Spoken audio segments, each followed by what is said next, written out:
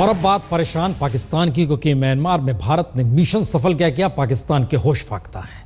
और म्यांमार की सीमा से सटे आतंकी ठिकानों पर भारतीय सैनिकों के हमले से पाकिस्तान की बौखलाहट अब लगातार बढ़ रही है। न सिर्फ पाकिस्तान के प्रधानमंत्री ने भारत के खिलाफ बयान दिया, बल्कि वहां की सीनेट ने भारत के खिलाफ निंदा प्रस्ताव तक पास कर दिया।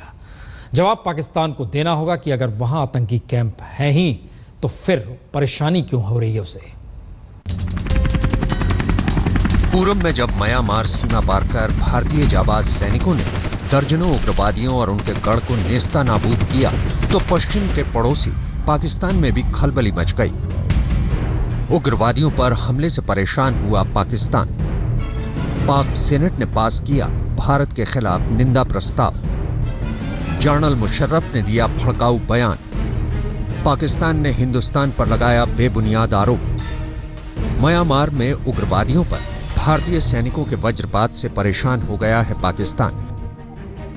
एक और जहां पाकिस्तान में हाई लेवल बैठकों का दौर चला, वहीं पाकिस्तान के नेता बौखलाहट में बेतुके बयान दिए जा रहे हैं। प्रधानमंत्री नवाज शरीफ कह रहे हैं कि भारत के नेताओं की बातों से बातचीत के माहौल पर बुरा असर पड़ता है, तो वहीं एक कदम आगे बढ़ते हुए पूर्व राष्ट्रपति जनरल परवेज मुशर्रफ ने यहां तक कह दिया कि भारत हमें म्यांमार समझने की भूल ना करे।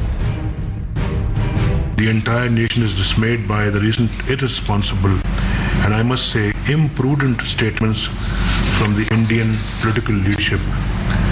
This vitiates the atmosphere and takes us further away from our goals of regional peace and stability.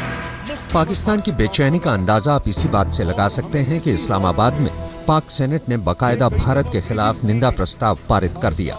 सदन के नेता राजा जफरल हक ने प्रस्ताव पेश किया, जिसके मुताबिक भारत की इस तरह की कोशिशें हमें मंजूर नहीं हैं और पाकिस्तान आधिपत्य जमाने वाली इस सोच को खारिज करता है।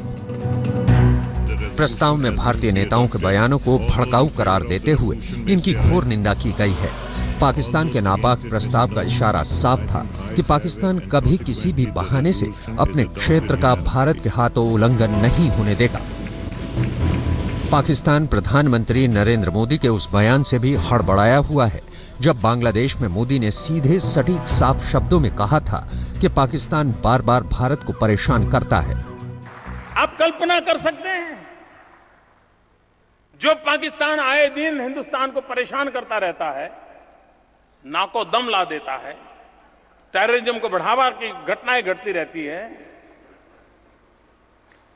90,000 सैन्य उसके कब्जे में था। अगर विकृत मानसिकता होती तो पता नहीं निर्णय क्या करता। सूचना और प्रसारण राज्य मंत्री राज्यवर्धन सिंह राठौर ने म्यांमार में सैन्य कार्रवाई के बाद कहा था कि ये दूसरे देशों के लिए संदेश है, जैसे पाकिस्तान को चेतावनी समझा गया था। लेकिन सवाल उठता है कि जब पाकिस्तान पाक साफ है, तो फिर भारत की चेतावनी को अपने ऊपर लेने की उसे क्या जरूरत है। अगर सरहदी इलाके में पाकिस्तान की धरती पर कोई भी आतंकी कैंप नहीं है, तो फिर उसे बौखलाने की क्या जरूरत है।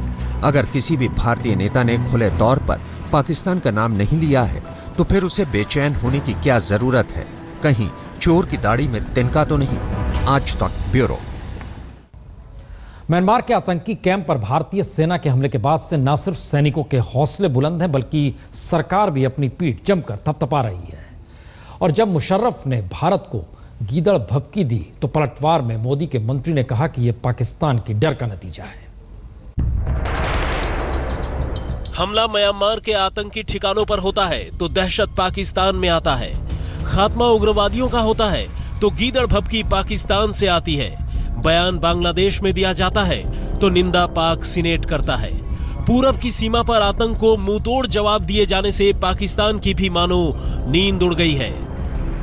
नवाज शरीफ ने उल्टे भारत को कटघरे में खड़ा करते हुए अपने ताजा बयान में कहा है कि भारतीय नेताओं के भड़काऊ बयान से क्षेत्र की स्थिरता पर असर पड़ेगा। लेकिन नवाज की इस अजीबोगरीब शराफत के खिलाफ भारत के पक्ष और विपक्ष के नेता साथ आ खड़े हुए हैं। पाक सीनेट में निंदा प्रस्ताव पास होने से पहले ही भारत में सरकार के मंत्रियों ने इशारों में पाकिस्तान की बौखलाहट पर चुटकी भी ली। उन्होंने कहा कि जिन लोगों को भारत के नए रुख से डर है, उन्होंने प्रतिक्रिया देना शुरू कर दिया है। That those who fear India's new posture have started reacting. दरअसल पारिकर का पलटवार पाकिस्तान के पूर्व राष्ट्रपति जनरल परवेज मुशर्रफ के उस बयान के खिलाफ था जिसमें उन्होंने कहा था कि भारत पाकिस्तान को म्यांमार समझने की भूल न करे। पाकिस्तान के निंदा प्रस्ताव और वहां के नेताओं की बेसिर पैर की बातों को भारत में पूर्व सैनिकों ने उसके डर का नतीजा भर माना है। पाकिस्तान कुछ भी कहे, कुछ भी इल्जाम लगाए, लेकिन भारत के हालिया फैसले और कार्रवाई से आतंक को पनाह देने वाले पड़ोसियों को कड़ा संदेश जरूर गया है। आज तक ब्यूरो। हिंदुस्तान के लिए सबसे बड़ी चुनौती तो अंडरवर्ल्ड डॉन दाऊद इब्राहिम को वापस पकड़ कर लाना है जो पाकिस्तान में छुपा है। हालांकि म्यांमार वाले ऑपरेशन के बाद ये उम्मीद इसलिए मजबूत हुई कि राष्ट्रीय सुरक्षा सलाहकार अजीत डोवाल को दाऊद के मामले की गहरी जानकारी है। म्यांमार के अंदर जाकर उग्रवादियों को मार गिराने में इंडियन कमांडोज को कामयाबी मिली तो इसकी कुशल रणनीति बनाने का श्रेय प्रधानमंत्री नरेंद्र मोदी के राष्ट्रीय सुरक्षा सलाहकार अजीत डोवाल को जाता है। उसी डोवाल को जिनके बारे में कहा जाता है कि हिंदुस्तान के दुश्मन नंबर 1 दाऊद इब्राहिम के रग रग से वो वाकिफ है। तो सवाल है कि क्या म्यांमार की तरह अंडरवर्ल्ड डॉन दाऊद इब्राहिम पर भी धावा बोलेगी हमारी सेना? उसामा बिन लादेन के खिलाफ जो ऑपरेशन हुआ था वो अमेरिकन ट्रुप्स को एक्यूरेट इन्फॉर्मेशन था, हर एक गज का इन्फॉर्मेशन था, हर एक जगह का इन्फॉर्मेशन था।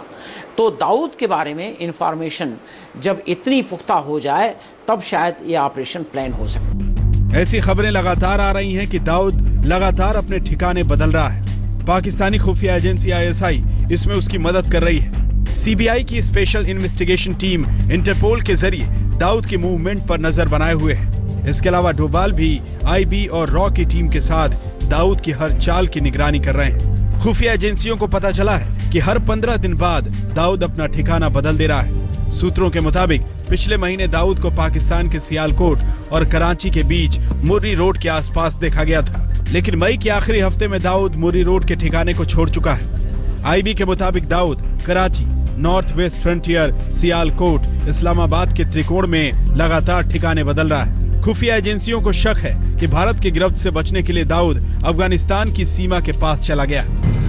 कराची के क्लिफ्टन इलाके का यह व्हाइट हाउस करीब साल भर पहले तक दाऊद का ठिकाना था, लेकिन दिल्ली में हुकूमत बदली तो उसका डर बढ़ गया। डॉन दाऊद इब्राहिम पर मोदी सरकार का शिकंजा कस रहा है।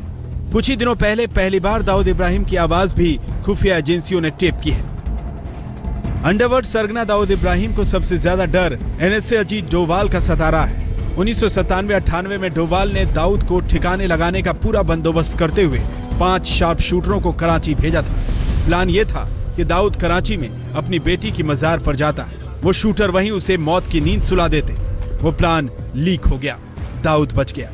इसके बाद से ही ISI दाऊद को बचाने में लग गई। दाऊद को अच्छी तरह पता है कि इस बार डोवाल मौका चूकेंगे नहीं। म्यांमार वाली घटना तो इसकी और भी तस्दीक करती है। मौसमी सिंह के साथ अहमद हसीम, दिल्ली आज तक। तो परेशान पाकिस्तान में फिलहाल इतना ही।